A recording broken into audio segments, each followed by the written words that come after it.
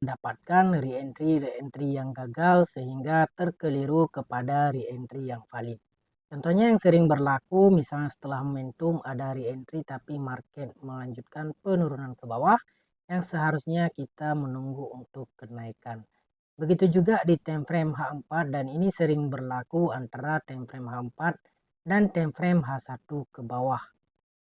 Nah, sering berlaku apabila ada momentum tapi re-entry-nya naik berterusan ataupun turun berterusan seperti yang berlaku sekarang ini. Di sini ada satu momentum yang cukup jelas tetapi dia malah terjun sampai ke bawah. Nah, re-entry yang seperti ini yang membuat banyak teman-teman terkena ataupun terkeliru.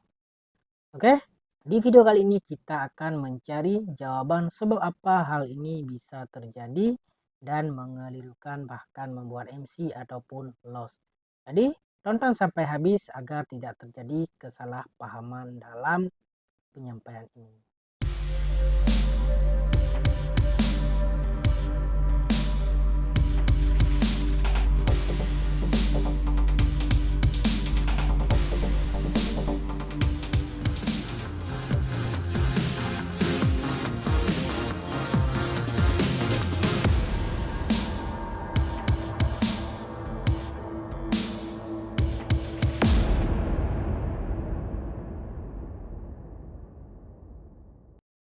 Halo semua, Assalamualaikum warahmatullahi wabarakatuh. Selamat datang kembali di channel Zulfikar FX. Di video kali ini kita akan bercerita tentang re-entry yang terbatal yang membuat teman-teman mungkin sering kena call loss ataupun bahkan MC. Sekaligus kita akan menjawab salah satu pertanyaan kita yang sudah masuk yang berhubungan dengan re-entry yang seperti ini. Oke, buat teman-teman yang nggak sengaja ketemu channel Mimin atau baru berkunjung ke channel Mimin, mohon dukungannya dengan cara mengklik tombol subscribe, like, share ke teman-teman, dan jangan lupa juga bunyikan lonceng notifikasi agar teman-teman selalu mendapatkan informasi terupdate setiap Mimin melakukan upload video terbaru. Jika sudah, mari kita lanjutkan ke pembahasan. Sebelum kita lanjutkan ke pembahasan, kita baca dulu pertanyaan ini yang sudah masuk dari salah satu teman kita. Oke, pertanyaannya seperti ini. Pertanyaan ini datang daripada Bang Iskandar dan di sini kita bacakan terlebih dahulu pertanyaan beliau. Bang Zul, tolong bantu saya, Bang. Masih sering terjebak dan terkena di re-entry. Misalnya time frame H4 re-entry buy, memvalidkannya M15 momentum buy. Tapi ada masanya tiba-tiba harga terjun. Bagaimana cara mengatasinya, Bang? Terima kasih dan selalu dan mudah rezeki. Amin, amin ya rabbal alamin. Oke, ya ini sering memang mengelirukan sehingga kalau kita terkena sekali dua kali bahkan MC, jadinya psikologis kita terganggu. Jadi setiap ada setup kita ragu apakah ini valid atau berpotensi terbatal. Contohnya seperti ini ya. Time frame H4 sudah re-entry, M15 pun sudah ada momentum yang mendukung time frame H4. Tapi kadang-kadang harga terjun. Oke, untuk lebih jelas kita akan coba cari jawaban di chat langsung dan kita akan lihatkan berdasarkan fakta dan data yang telah berlaku. Oke, H4 tadi ya. Oke, kita cari H4 dan kita coba ini BTC ya. Kita coba cari di kemarin ada juga pertanyaan yang sama di JJ kalau tidak salah, di JJ atau di UG.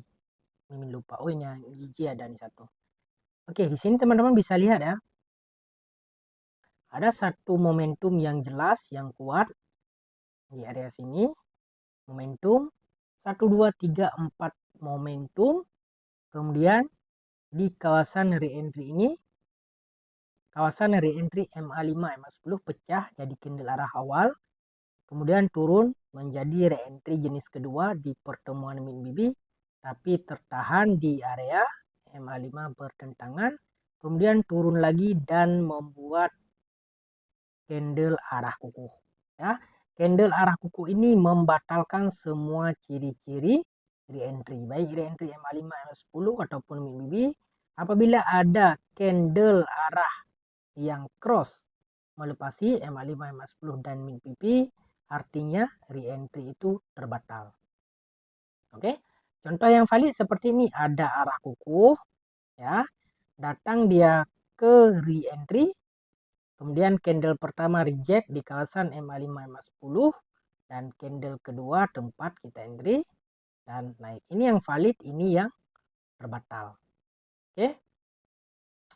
Nah, ini yang tadinya kalau tidak salah sama ya, kalau kita lihat di time frame M15 kadang dia sudah membuat momentum. Tapi lebih jelasnya kita coba lihat terlebih dahulu ya. Biar jelas dan dengan data. Oke, kita lihat ini time frame pertama re-entry-nya. Di sini kita hapus dulu biar tidak terlalu semak.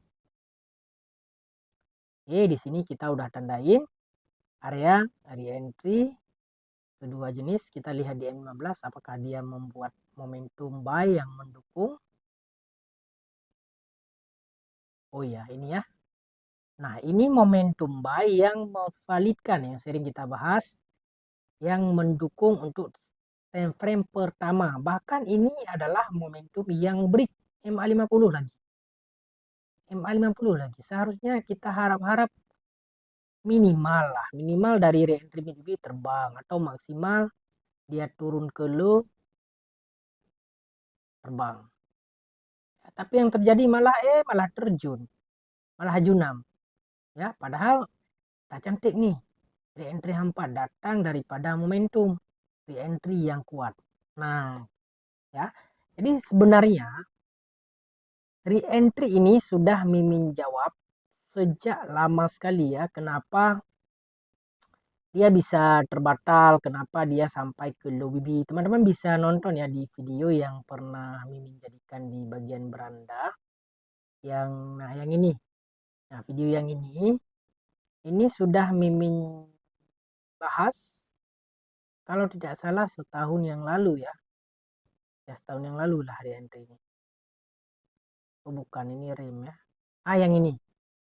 Ini sudah Mimin bahas setahun yang lalu tentang cara masuk re-entry yang akurat di CSAK dan momentum. Di sini Mimin sudah bahas setahun yang lalu untuk menjawab kenapa suatu re-entry itu bisa terbatal ataupun dia bisa terjun kembali setelah, kalau kita anggap hampa di time frame pertama, time frame ketiganya sudah momentum yang memvalidkan re-entry itu, tapi kenapa dia malah terjun, sedangkan kalau kita lihat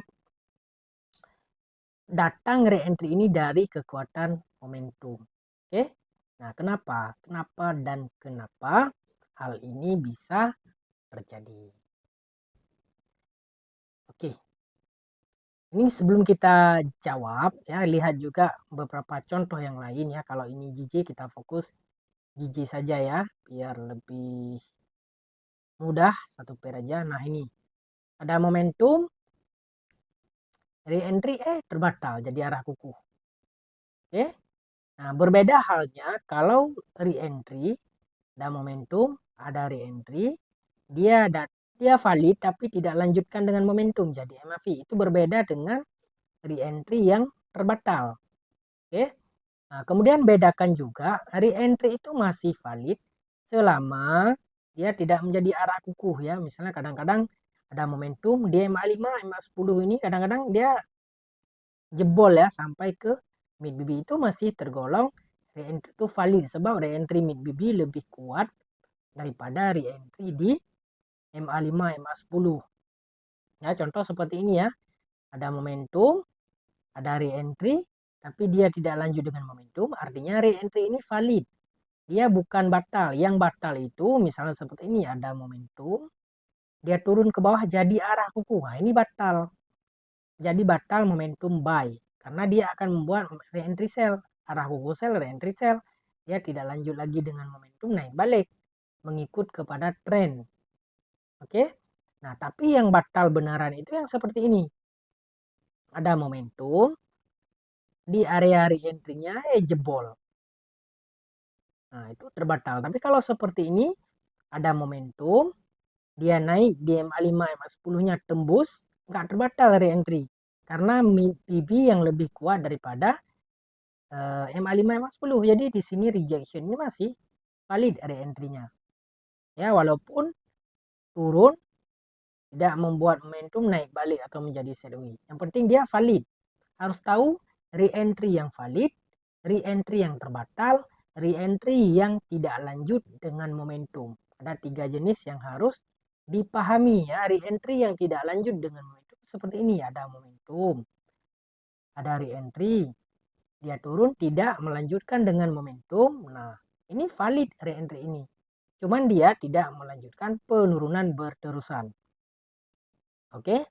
Tapi kalau yang terbatal, dia benar-benar terbatal ya, pure terbatal, tidak membuat re-entry, langsung tembus dia ke bawah. Oke. Nah, seperti ini ya. Ada momentum. Nah, ini tembus langsung. Ini kayaknya saat news. Langsung jebol. Nah, langsung jebol. Nah, itu re-entry yang membuat apa, kalau terkena psikologi kita itu terkena, apalagi kita jenis yang tidak menjaga MM, jadi sekali terkena itu boleh MC. Nah, itu yang akan mempengaruhi dan merusakkan psikologis kita, mengganggu apa yang kita pelajari.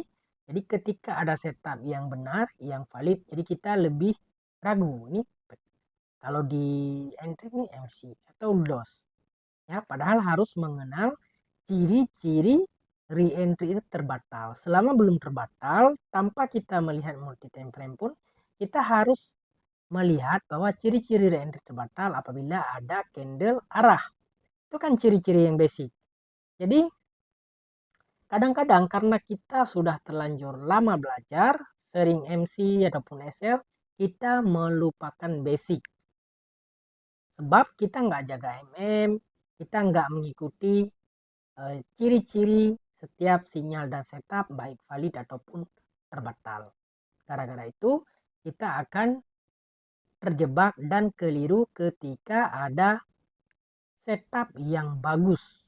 Sebab kita udah trauma, kita sudah MC berkali-kali, kita sudah cut loss berkali-kali di re-entry.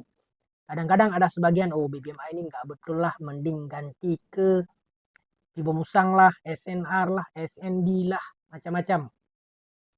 Setelah ganti terkena lagi, cari lagi teknik yang lain, cari-cari, akhirnya bertahun-tahun trade masih tercari-cari, sebab mencari sesuatu yang sempurna, tidak mencari kekurangan kelebihan dari setiap teknik itu ya.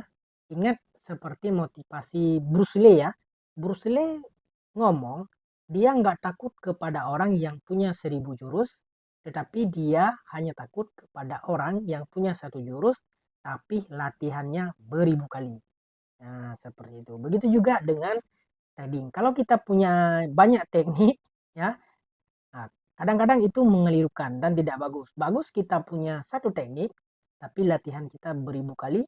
Di situ kita akan mendapatkan mana setup yang probabilitasnya kuat, mana yang berpotensi terbatal, mana yang lemah. Kita akan mendapatkan kekurangan, kelebihan, dan jangkaan risiko dan take profit kita. Sebab apa? Sebab kita sudah memfokuskan kepada satu teknik yang ingin kita cari dan kita lengkapi kekurangan dan kelebihannya. Sama halnya lah dengan pasangan hidup ya. Kalau kita terlalu banyak terlalu mencari yang sempurna, akhirnya kita nggak nikah ya. Nah, seperti itulah antara market dengan hidup. Kita udah melenceng kemana-mana, itu perumpamaan ya. Oke, sekarang kita coba cari kenapa re-entry itu bisa terbatal.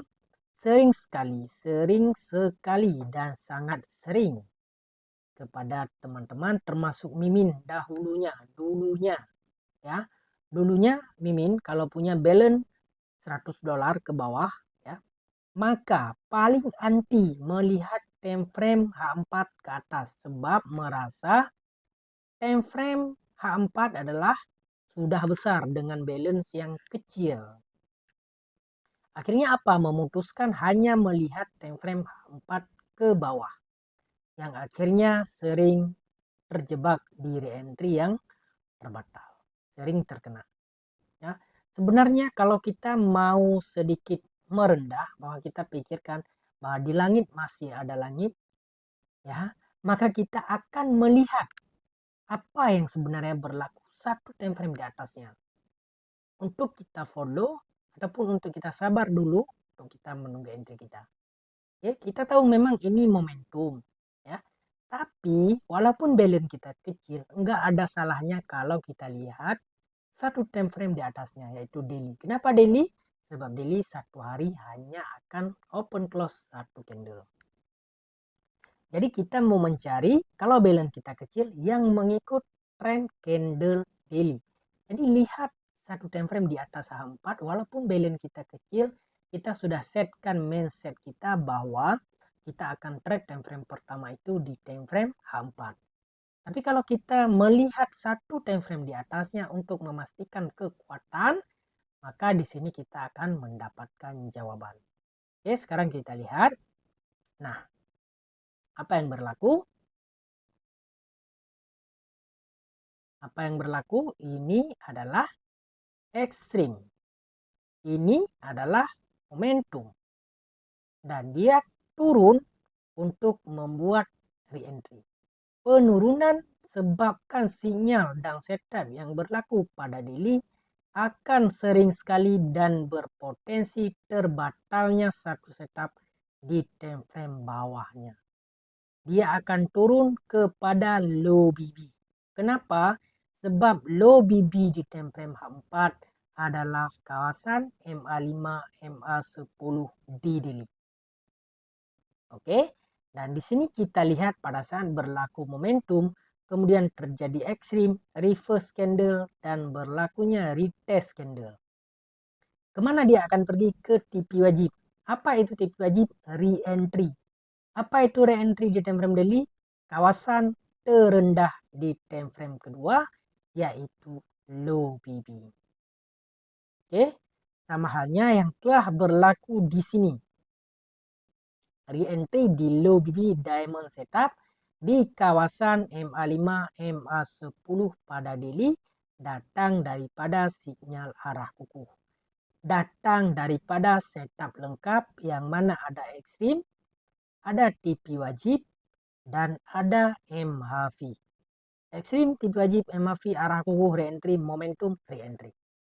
Datang daripada diagram BBMI yang lengkap, maka kalau kita terfokus kepada H4, maka kita akan sering terkena berulang-ulang.